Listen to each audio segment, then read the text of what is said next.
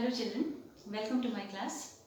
The chapter which I am going to do today is a chapter of class 12th and name of the book is Flamingo and name of the chapter is The Last Lesson by Alphonse Daudet.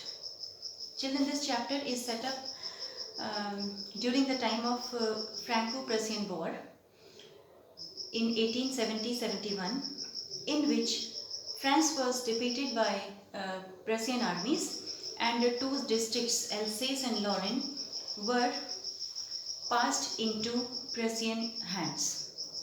And in order to enslave the people, what they did, they banished French language from these two districts and imposed German on them.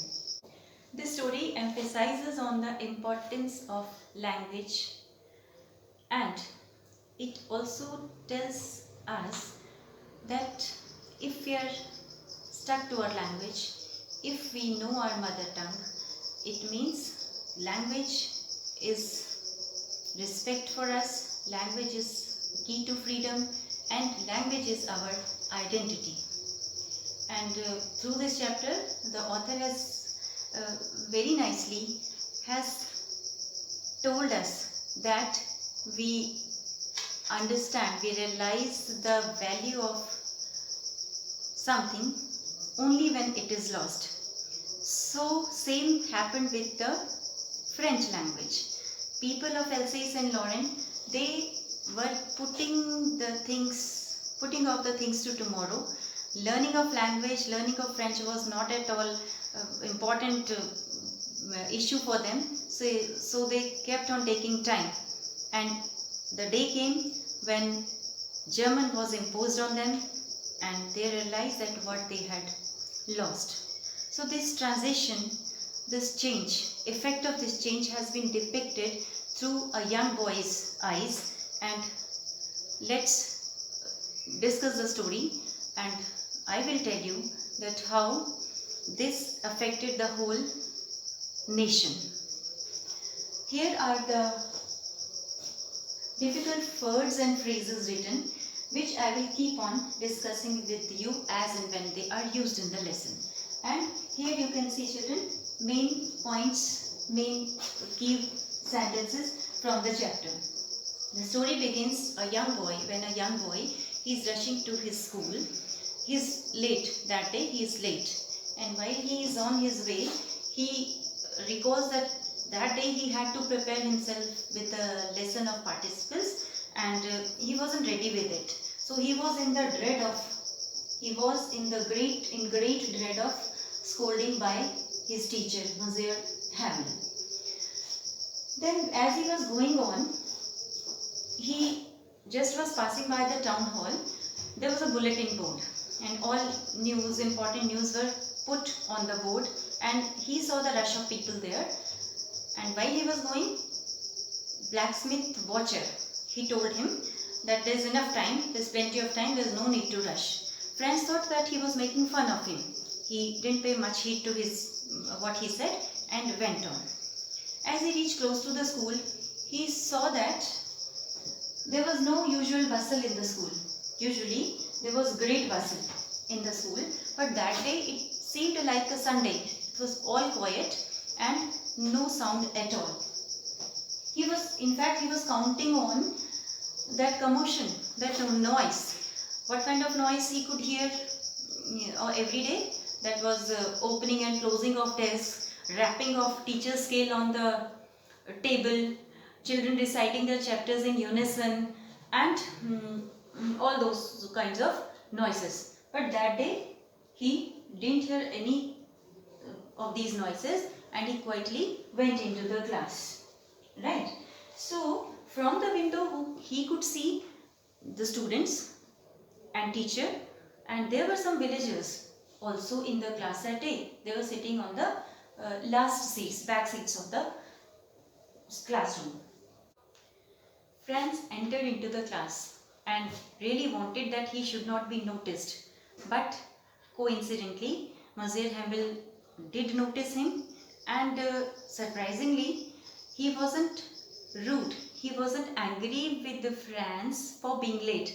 Instead, he called him very politely and told him that, dear Franz, please take your seat. We were about to start without you. It took some time for Franz to just sink in this new behavior of Monsieur Hamel. But at the same time, he also noticed that Monsieur Hamel, his teacher, was in his formal clothes. It was his green coat, a white shirt, frilled collared shirt, and silken hat with embroidery on it. And this was the dress he wore on special days like Prize Day or some occasions. And that was just an ordinary day. There was nothing special in that day. It was a regular school day, but Monsieur Hamel was wearing his formal clothes. So, quite confused, Franz took his seat, and then Monsieur Hamel started speaking. He broke this news to the class that was the last class of French, and now onwards, from next day onwards, German will be taught in the schools of Alsace and Lorraine. These words, now Franz realized what the blacksmith meant. You remember the bulletin board when Franz was rushing to school? That person, watcher, he had told Franz that there is plenty of time. You remember that? Yes. Franz had thought that he's mocking at him, but it wasn't that. He meant that the news in the bulletin was that it was about the language. It was about German being imposed on the schools, on these schools. These words by Monsieur Hamel were a thunderclap.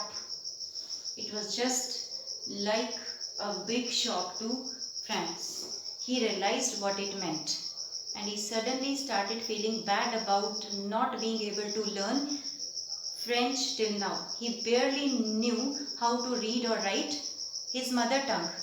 And Monsieur Hamel started speaking that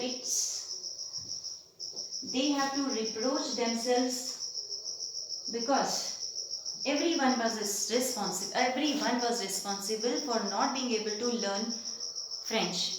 Why? First, it was parents who were to be blamed for this. Why? Because parents often, in greed to earn some extra money, they would send their children to work on fields or farms. Secondly, it was Monsieur Hamel himself, because he said whenever he wanted to go fishing, he would often ask boys either to water his plants or he would just give them enough. So he said that it's our fault, like society is responsible for the upbringing of children. It's not only parents' responsibility, it's not only teachers' responsibility, but society as a whole is responsible for inculcating values among children. So he was very upset because he had served for 40 years and now this was going to be his last day in that school. And afterwards, villagers were also there in the school. It was just like they were trying to compensate for the time they had lost. Compensate because earlier they had not tried to learn, they just ignored this, and now it was just like in one day they wanted to learn everything, and they were also teary-eyed and they were struggling with the lessons. And Monsieur Hamel, surprisingly, remarkably, was very much patient and kind with his students and was teaching everything elaborately. He called French the most beautiful, logical and clearest language. And Franz also felt that. He found that after all, French was not such a difficult language. If given some more time, he could have easily learned that. But now there was nothing else than to regret about the lost time. That day, Franz had the courage and patience to hear every lesson to the very last. All at once, the church clock struck 12. Monsieur Hamel, he stood up from his chair, very pale. He wanted to say something, but he could not. His voice was choked. He picked up a piece of chalk and wrote on the board, "Vive la France." He leaned against the wall and gestured all the students and villagers to go. He said, "The class is dismissed. You may go." So children, you saw this chapter is set up in a historical background, and it beautifully depicts the emotional bond of people with their mother tongue. And one important thing which the author has depicted through this lesson, that how a conqueror, to conquer the minds of people, he enslaves their thoughts. And how he enslaves their thoughts? He does so by not allowing them to learn or to read or to write their mother tongue.